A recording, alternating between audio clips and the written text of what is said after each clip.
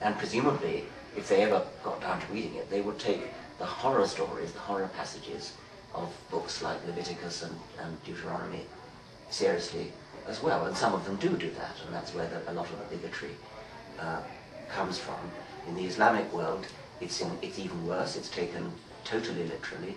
It is the word of God, and whole legal systems of certain countries are based upon it, with horrific results. So you cannot say, just because you know some very nice vicars and priests and bishops who wouldn't dream of doing anything nasty. I mean, the fact is that they're a tiny minority of the religious people in the world, many of whom are extremely influential, and some of whom are actually in positions of great political power. And even the more benign ones seemingly can cause a lot of problems, like the Pope, for example. Yes, like for example the Pope.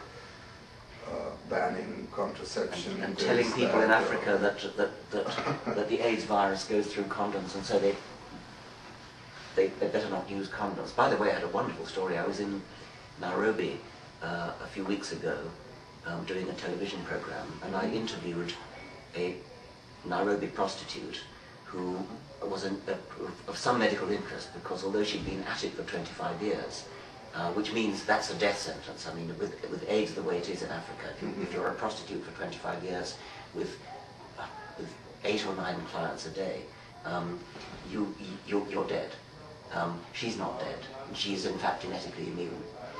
She's got a gene that's immune. So I was interviewing her from a genetic point of view, and I said to her, "How long have you been a prostitute?" And she said, 25 years. So I said, "What about all your friends who started at the same time as you?" She said, "They're all dead." So I said, "Why do you think they're all dead and you're not?" And she said, "Well, God must be looking after me." And so I said, "Why do you think God's looking after you and not them?" And she said, "Well, I don't know about that, but what I do know is that if you always use a condom, you're less likely to get AIDS, which must mean that God likes condoms, and that God is punishing people who don't use condoms." I thought that was so beautiful, because it's the exact opposite of the Roman Catholic. That's very funny.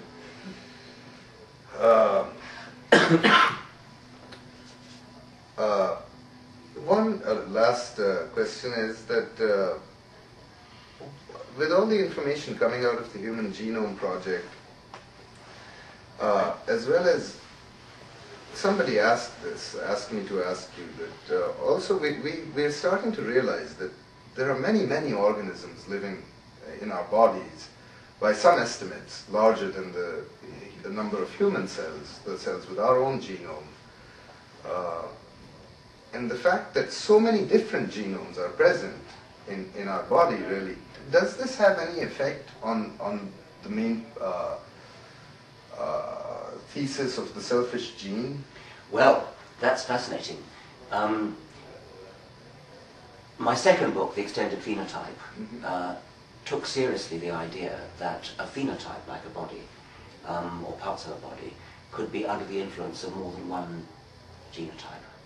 And whereas conventional Darwinian theory assumes that our limbs and our sense organs, etc., are all built up by our own genes, the extended phenotype takes seriously the view that genes can have phenotypic effects on the world, and those so like a phenotypic beaver dam or something. exactly like a beaver dam, a caddis house. I mean, in the book, I use beaver dams and caddis houses as ways of softening up the reader, so the reader understands that a beaver dam or a caddis house, caddis is little insect larvae that build houses out of stones or sticks. These are clearly phenotypes that are clearly under genetic control. They must have evolved, they must have been under natural selection. Houses of different shapes were favored by natural selection in exactly the same way as abdomens of different shapes, for example. And they must therefore have been under genetic control for the genes to be selected by virtue of their effects on phenotypes, even though these phenotypes are made of stone, rather than made of chitin, etc. So the reader is now softened up to take on board the idea that genes can have phenotypic effects outside a body.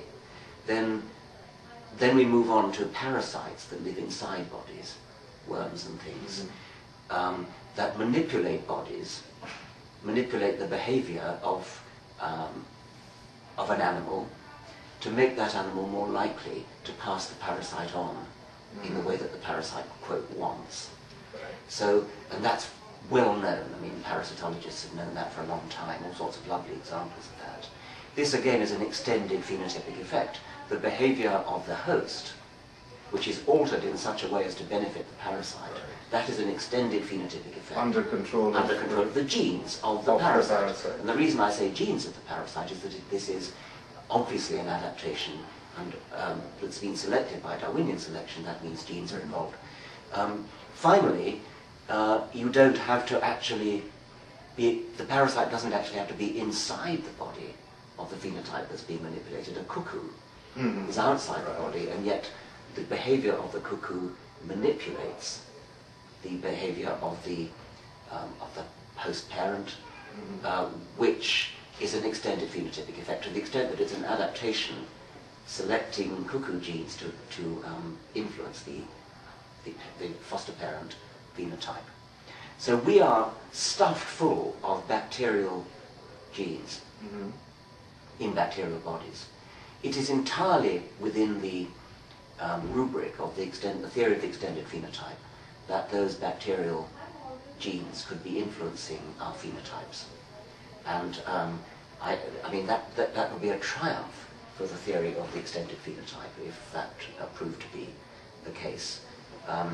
Termites are even more stuffed full of microorganisms of various sorts. They can't digest wood. Termites live on wood. They can't digest wood without microorganisms. So the microorganisms are vital to their economy. And again, I've speculated that that maybe the whole termite colony is being run by the microorganisms in termite guts. You're good at reversing these perspectives, aren't you? This selfish gene trick. That's right. And of course, as you know, mitochondria, on which we totally depend for our metabolism. Mitochondria once upon a time were bacteria and have now become so symbiotically cooperative that only very recently was it even recognized that they were originally bacteria. And it's highly plausible that mitochondrial genes might have effects upon metazoan phenotypes, upon our phenotypes. Fascinating. Well, would you like to say a few words about your current projects? Or what are you working on? Well, I'm writing a book which is published as a very, next year's Darwin's bicentennial, and it's also the 150th anniversary of the Origin of Species. And so every publisher and his dog is trying to bring out a book about Darwin in one way or another. And so I was persuaded to do a book about, and I'm doing the evidence for evolution, and I haven't got a title for it yet. A sort of collection of different it's not a collection. It's a proper book on the evidence for evolution. I haven't actually ever done that. My books previously have been, well, as you say, the self-regime and the extended phenotype have been turning upside down ideas on evolution. Many of my other books have been not so much presenting evidence as breaking down barriers to the believability.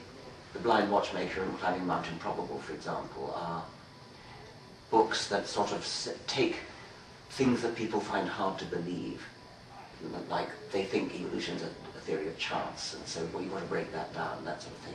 I've never actually set out the evidence from fossils, the evidence from comparative genetics, comparative biochemistry, that would be, geography, and so on. Besides being fascinating, that sounds like a very useful thing to be collected in one. I mean, it's been needless to say, especially as a thing to present to people who are, who don't know. Yes, and who are likely to come under the influence of. I mean, it's sort of the other side of what you've done with the God delusion. Yes, that's right. You've shown why this is wrong, and now you say, look, here's what if you look at the evidence, yes, that's what you should believe. Yes.